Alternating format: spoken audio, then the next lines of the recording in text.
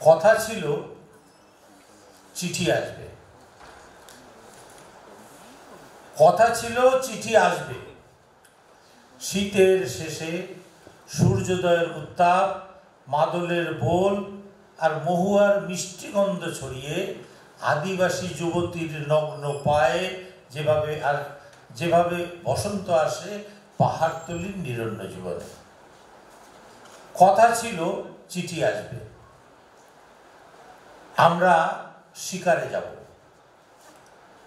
কলমের ধার মুখে গেঁথে তুলব সেই সব বুনো শুয়োরগুলোকে যারা নষ্ট করেছে ফসলের ক্ষেত আর ভয় দেখিয়েছে আমার সন্তানকে।